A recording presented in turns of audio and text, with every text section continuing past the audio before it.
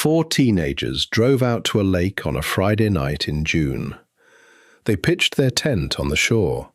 They ate dinner, laughed too loud, fell asleep.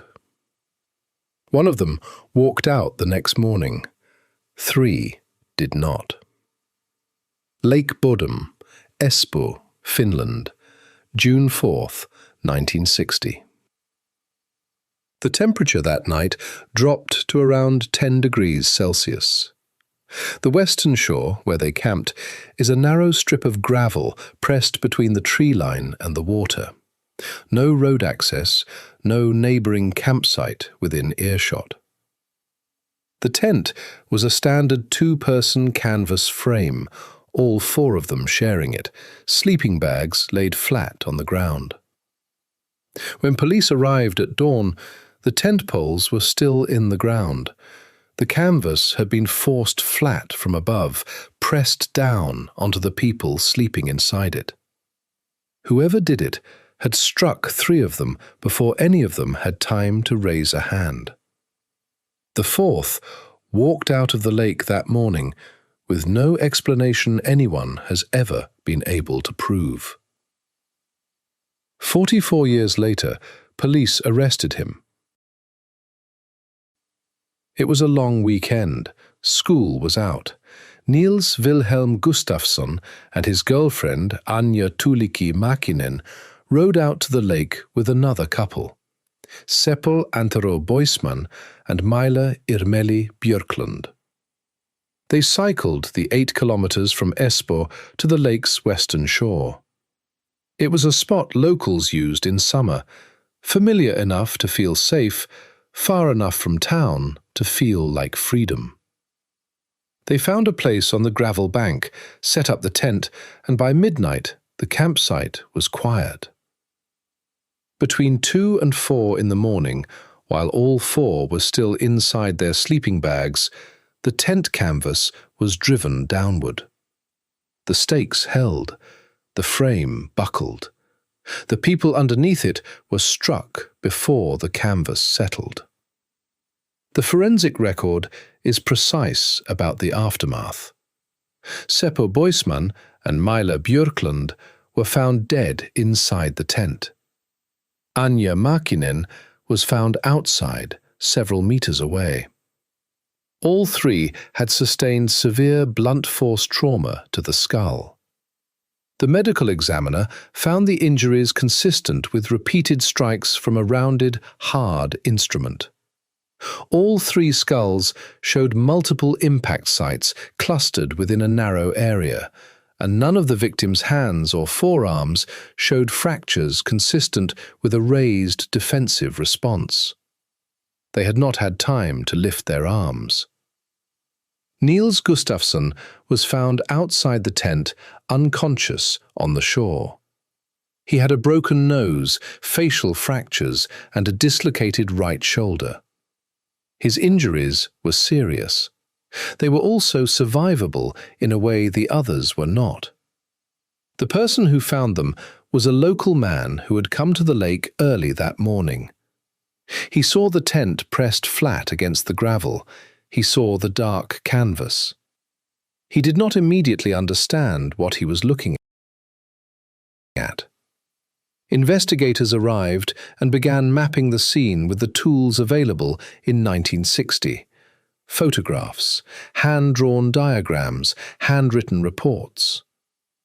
What they documented was specific enough to close some questions and open others that have never shut. The sleeping bags were still inside the tent. Personal belongings, shoes, clothes, food, were largely undisturbed. Investigators noted in their initial report that nothing had been taken from the campsite consistent with no robbery motive. On the soft ground near the tent, police found footprints consistent with rubber-soled boots. The trail moved toward the tree line. Beyond the immediate perimeter, the ground hardened and the prints stopped.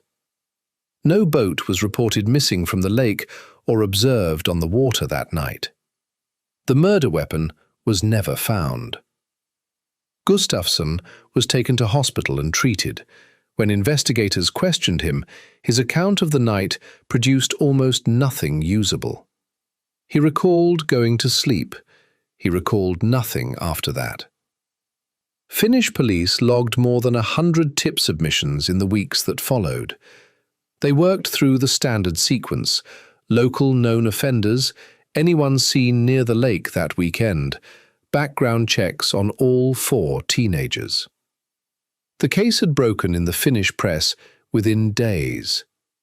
2 suspects drew attention in the years that followed. The first was a local man, known in some accounts as Hans Assman. He was questioned and released.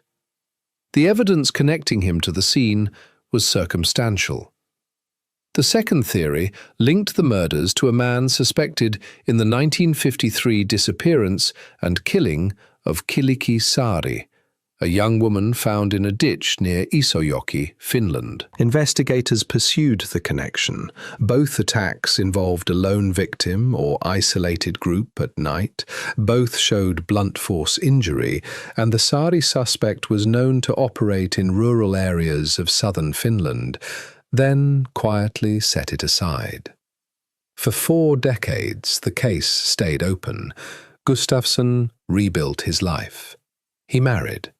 He gave no press interviews between 1960 and his 2004 arrest. Then Finnish police announced they had a new answer. The man they arrested was Nils Wilhelm Gustafsson. He was 62 years old. The theory Finnish investigators presented was built on forensic re-examination, a review of the original physical evidence using techniques that had not existed in 1960. The prosecution's case rested on 2 pillars: the paint and the injuries. The central finding involved paint traces recovered from Gustafsson's clothing, specifically from his jacket. The paint was light-coloured, consistent with the hull paint used on the small wooden and fiberglass boats common on Finnish lakes in that era, an alkyd-based or oil-based exterior coating. Forensic analysts re-examining the clothing in 2004 compared the traces to samples from boats that had been moored at or near the western shore. The prosecution's argument was that Gustafsson had not been attacked from outside. He had been inside the tent, had committed the killings, and had come into contact with a boat hull afterward, either fleeing or attempting to move something near the water. The prosecution also pointed to the injuries. Gustafsson's wounds, the facial fractures, the dislocated right shoulder, were survivable. The 3 victims' injuries were not. Prosecutors argued the differential was not consistent with a single outside attacker striking all 4 with equivalent force. The Espoo District Court heard this and weighed it against what the defense produced. The paint traces were not conclusively tied to a specific vessel. The injury differential could be explained in other ways. The amnesia could be genuine. The prosecution's timeline had gaps it could not close. Gustafsson walked out acquitted on all counts. He issued a brief statement outside the court and has not spoken publicly about the case since. 3 people were murdered on that shore with extreme violence, in complete darkness, and no one has ever been convicted of doing it. The weapon was never found. The perpetrator was never identified. The forensic record, re-examined 4 decades later, produced an arrest, a trial, and an acquittal. 3 theories remain in the documented discussion of this case. The first is an outside attacker, someone who came from the woods on foot or across the water, struck while the 4 were asleep, and was gone before first light. The footprints in the soft ground support this. What argues against any specific version of it is that no boat was ever reported missing or observed on the lake that night, and in 60-plus years of open investigation, no credible outside suspect has been named. The prints that went into the trees did not come back out as a person anyone could identify. The second is Gustafsson himself. The paint on his jacket, the survivable injuries, the amnesia that produced nothing usable across 4 decades of opportunity.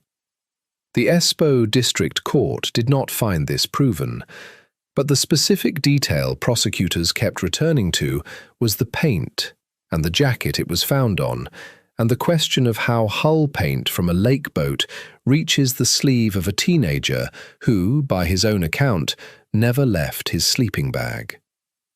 The blunt force pattern on the 3 victims was consistent with a right-handed overhead swing. Gustafsson's dislocated shoulder was his right. That fact works in 2 directions, and the court considered both. The third, documented in Finnish crime literature, less prominent in the official record, is that there were 2 perpetrators.